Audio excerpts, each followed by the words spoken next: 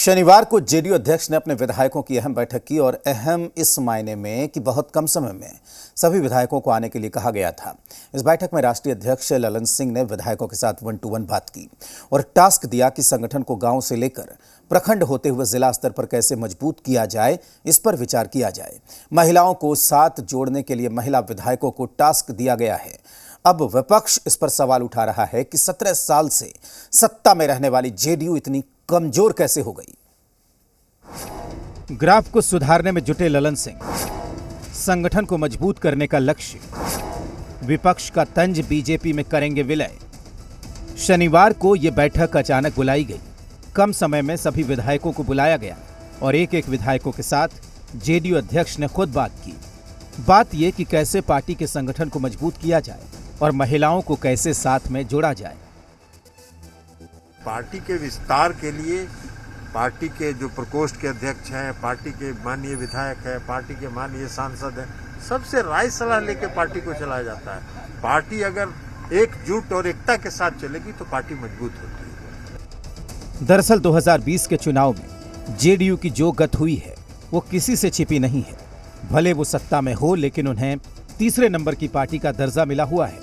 हश्र ऐसा हुआ है कि पार्टी अध्यक्ष अब संगठन को पहले की तरह मजबूत करने की कोशिश में जुट गए हैं।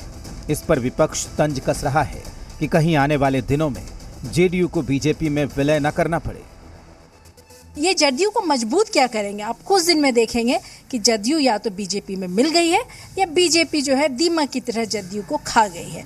जदयू समाप्त हो जाएगी। जब से ये बीजेपी के साथ हैं, स्थिति इनकी खराब होती जा रही है जदयू की। और कहीं ऐसा ना हो कि आने वाले 2025 में इनको जदयू को भाजपा में विलय करना पड़े। संगठन मजबूत करने से कुछ भी नहीं होगा। जनता इनको कभी माफ नहीं करेगी। लेकिन जेडीयू की इस कोशिश पर बीजेपी का साथ मिला है।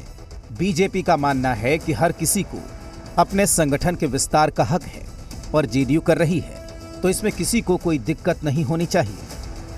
हर पार्टी का अपना कुनबा बढ़ाने में प्रयत्नशील रहता है और जिसका कुनबा छोटा होगा तो निश्चित रूप से बढ़ाएगा।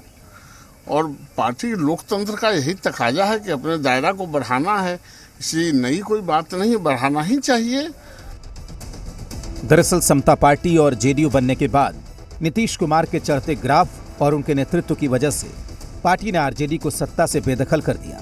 लेकिन इसमें बीजेपी का भी साथ रहा और इस साथ में बीजेपी धीरे धीरे जेडीयू से मजबूत होती चली गई और आज जेडीयू की हैसियत छोटे भाई की हो गई है। तो जाहिर है जेडीयू को चिंता होगी ही। ब्यूरो रिपोर्ट, जी मीडिया।